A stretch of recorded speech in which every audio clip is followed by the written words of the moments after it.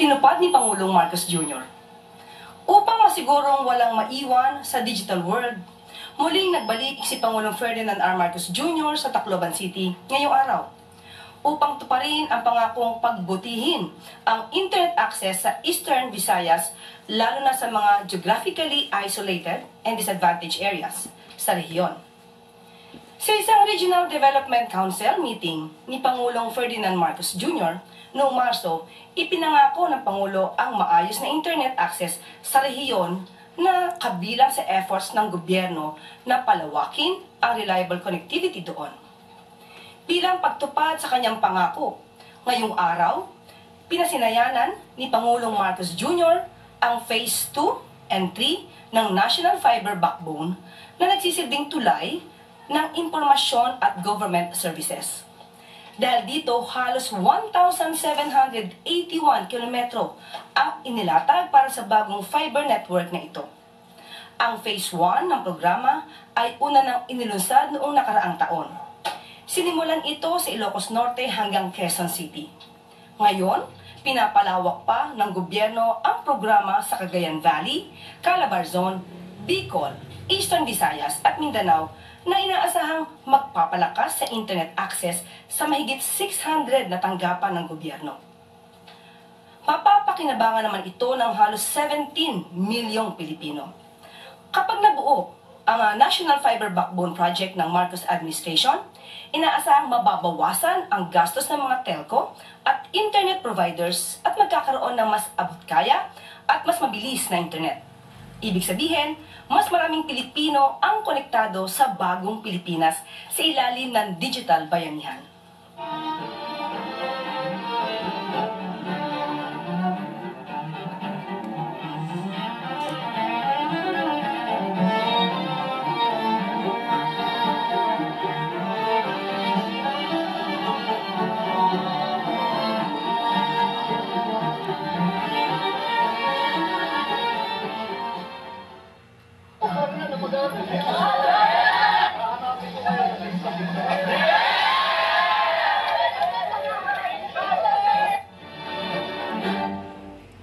Agarang maibalik ang load limit sa San Juanico Bridge, ipinag-utos ni Pangulong Marcos Jr. Ilang linggo matapos ang kanyang pagbisita sa Tacloban City upang inspeksyonin ang kondisyon ng San Juanico Bridge, nagbalik si Pangulong Ferdinand R. Marcos Jr. ngayong araw. Ipinag-utos ng Pangulo sa Department of Public Works and Highways o DPWH na bilisan ang retrofitting at tapusin agad na maayos ang tulay. Ayon kay Pangulong Marcos Jr., mayroong mahigit kalahating bilyong piso na pondo ang nakalaan para maibalik sa 12 hanggang 15 metric tons ang load limit sa San Juanico Bridge ngayong December. Ipinag-utos din ni Pangulong Marcos Jr. sa DPWH at Department of Budget and Management o DBM na gawa ng paraan upang maitaas ang buong kapasidad ng tulay sa 33 metric tons.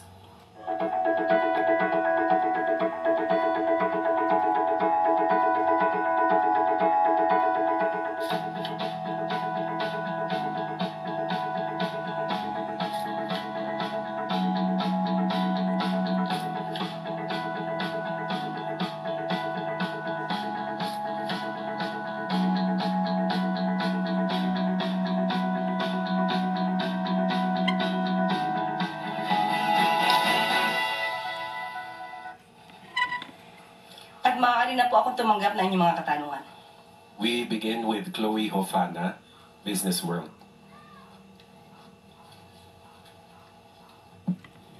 Good afternoon po, Yusek. Is President Marcos supportive of the Finance Department's proposal to impose a new tax on online gaming operators, given concerns that such a measure could discourage investments in the sector or push some operators underground? How is the President weighing the potential revenue gains against the possible impact on industry growth and employment? Ang proposal po na ito ng DOF na magkaroon po ng tax para po marestriktuhan ang mga online gaming ay para naman po ito sa ikabubuti ng pamilyang Pilipino. Batid po ng Pangulo na maaari mangyari sa mga gumon sa sugal at hindi niya naman po tututulan basta po mayroong pong sapat na pag-aaral para po ang tungkol sa buwis na ipapataw man. Pero paiigtingin pa po, maliban po dito sa mga online gaming sites na license o lihitimo naman, paiigtingin po lalo ang paglaban sa mga illegitimate o yung mga yung hindi tama or hindi rehistradong mga online gaming sites. Follow up lang po from Sir Dexter of Inquirer. What is President Marcos's position about online gambling with lawmakers filing bills to either outright ban or impose tighter regulations on online gambling operators and e-wallets, and acknowledging that Filipinos get addicted to online gambling regardless if they are playing on legal or illegal apps or websites? Yun nga po, kagaya ng ating sinabi, ang Pangulo po ay nakikinig kung ano nangyayari sa ating mga kababayan at kung ano man po ang bill na ipapasa nila, ito'y pag-aaralan mabuti, kung ito'y makakabuti sa ating ekonomiya, and at the same time makakabuti para sa taong bayan. Last po from Sir Dexter. How will the Marcos administration address the issue of online gambling in a health perspective, given addiction is a public health problem? Muli, katulad na sinabi natin, gusto natin limitahan ang itong klaseng mga pagsusugal at mabawasan ang mga gumon sa sugal. At ito po ay para sa taong bayan at ang lahat ng pwedeng suggestion at maaaring batas para ito ay masawata, hindi naman po yan tututulan ng ating Pangulo. Ivan Mayrina, GMA Integrated News. Yusek, si Senator Zubiri naghain po ng Anti-Online Gambling Act para sa total ban ng lahat ng uri ng online gambling. At nananawagan siya sa Pangulo na maglabas ng malinaw na pahayag na posisyon tungkol dito. Ito ho ba inaasahan nating matatalakay ng Pangulo sa kanyang nalalapit na SONA? Tama po bang sabihin that the President is taking a closer look at online gambling in the middle of all these proposals? Opo, pero hindi po natin masasabi kung ito po ay makakasama sa SONA. Wala pa po akong detalye kung ano po ang sasabihin at ipapahayag ng ating Pangulo sa SONA. At ito naman pong mga suggestion po na ito ay makakarating sa ating Pangulo. Salamat. Left Narciso, DZRH.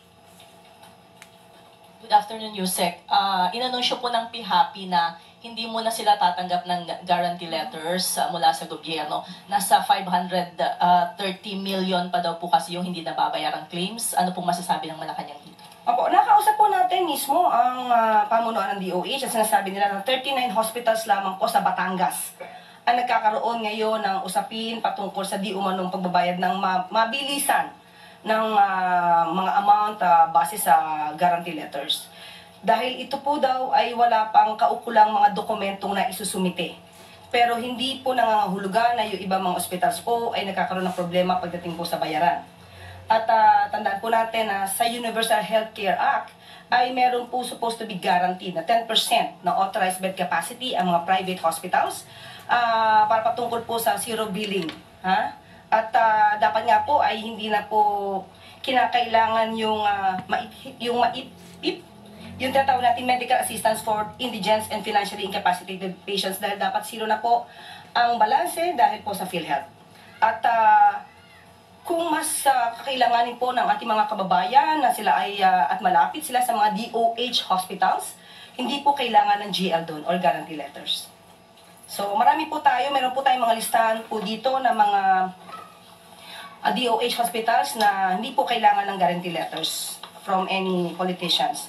Dahil po kapag po DOH hospitals, ang social worker po mismo ang tumitingin kung sila qualified at hindi naman po politiko. So, ang ilan po dito na aking mababanggit, marami po kasi ay Philippine Medical Center, Lung Center of the Philippines, NKTI, Philippine Health Center, East Avenue Medical Center, Amang Rodriguez Memorial Medical Center, at marami pa pong iba. Mamaya ibibigay ko po sa inyo kung kayo po ay nangangailangan ng kopya ng DOH hospitals. May plano po ba ang Pangulo na kausapin ang mga opisyal ng DOH para pagpaliwanagan o linawin itong bagay na ito kasi may pangako po siya na tutugunan yung mga basic na pangailangan ng taong bayan. Bagamat private hospital po yung pinag-uusapan, programa pa rin po ito ng gobyerno. Yes, opo. Meron naman po kasi MOA ang DOH with the private hospitals. At sabi nga po natin, hindi lang po nagkakaproblema ang gobyerno patungkol po sa pagbabayad ng mga bills po ng ating mga kababayan na covered po ng guarantee letters. Dito lamang po sa 39 hospitals na kinakailangan po ng DOH yung ibang mga dokumento para po sila mabayaran. So, doon po sa maniningil ng mga hospitals na kumplituhin lang po yung inyong mga dokumento dahil po ang DOH ang sinasabi sa atin ay may sapat na pondo. Evelyn Quiroz, Filipino Mirror. Policemen involved at saka yung alleged politicians doon po sa mga missing sa Bongeros. Nakausap natin ang isang kinatawan sa DOJ at sinabi po nila na hanggang sa ngayon po ay pinag-aaralan at hindi muna po nila i-reveal ito dahil patuloy po ang kanilang pagsasagawa ng investigasyon. Another topic lang po yung sa case naman po ni VP Sara, if the findings of the Ombudsman is against the Vice President, sa tingin niyo po ba ay makakatulong to sa impeachment proceedings na kinakaharap niya ngayon? Ayoko po muna magbigay ng anumang sagot sa isang hypothetical question. Tignan na po muna natin kung anong mangyayari. Salamat po. Thank you po. Ivan Mayrina, GMA News. Ma'am, this is a question on the national debt. Dalawang bahagi po yung tanong. As of end March 2025, nasa close to 17 trillion na po ang utang ng bansa. Ito ay 62% ng debt to GDP ratio. Of the more than 4 trillion borrowed under the Marcos administration, can we account where it largely went? And is a 62% debt to GDP ratio still within what can be considered healthy? Ito po ay ginamit sa mga growth-enhancing investments tulad ng infrastructure, education, agriculture, health, at social services. Makikita po natin kung ano ang mga tinulong ng Pangulo at ng pamahalaan sa mga farmers natin, sa mga mangingisda po natin. Pati po itong pagpapataas din po ng mga ayuda at tulong sa ating mga kababayan. Makikita niyo po yan.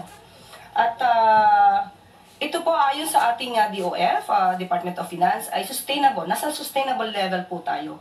At dahil po ang 70% po ang international threshold for the debt to GDP ratio. So, nandun pa po tayo. Dahil sabi nyo nga po, nung nakaraang taon, nasa 60.2.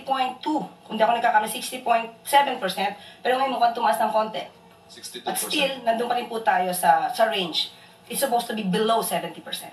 And can you tell us kung ano pong targets in the next 3 years of the administration? Kasi po, sa unang sona ng Pangulo, if I may point it out, ay target po na ibaba sa 60% or below ang debt to GDP ratio. Sa ganyang katanungan, tatanungin po muli natin ang DOF at yung ating economic team patungkol po dyan para mas detalyado ang aking maiulat sa inyo. Thank you. Last question, Maricar Sargan, Brigada. Good afternoon po, Yusek. May panukala po si Senator Cheese Escudero na ipawalang bisa yung bank secrecy law para ho sa mga government officials and employees para daw po maiwasan yung pagtatago ng mga ill-gotten wealth. Si Pangulong Marcos po ba willing na suportahan yung panukalang ito? And if ever na maging batas, bukas din po ba siyang buksan yung kanyang bank records? Ang Pangulo po ay sang-ayon po at dapat lamang po nating ipatupad itong accountability and transparency sa gobyerno. So, hindi po tayo magkakaroon ng negatibong sagot mula sa Pangulo.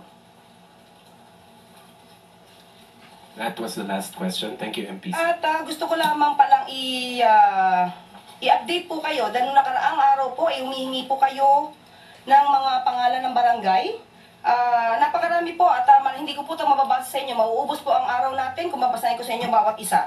So ibibigay ko na lamang sa inyong opisyal itong mga kopya. Nandito po yung sasabi niyo mga barangay na nasasabi natin drug clear, drug free. So ibibigay ko po sa inyo sa Maliday, ngayon lamang po binigay sa atin ng PIDEA. At iba mga pangalan po ng barangay ay ibibigay ko rin po sa inyo pero hindi ko po lahat masasabi.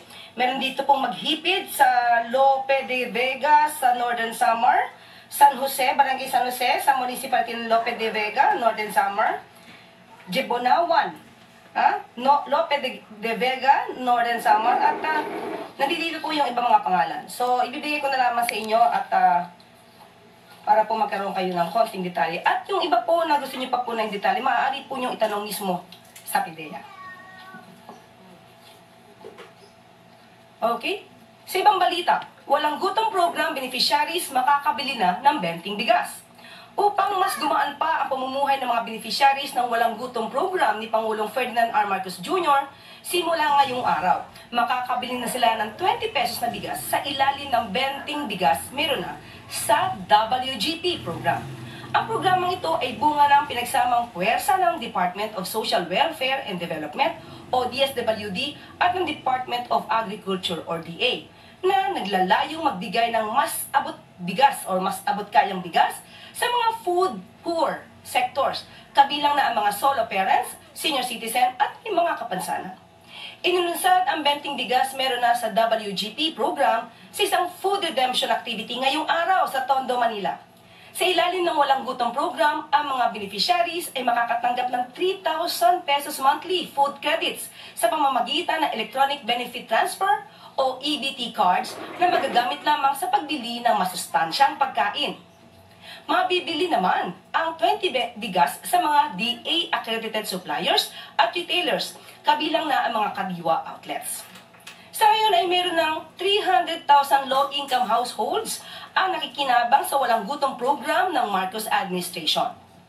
Layo ng administrasyon na maabot ang 750,000 beneficiaries bago matapos ang termino ng Pangulong Marcos Jr.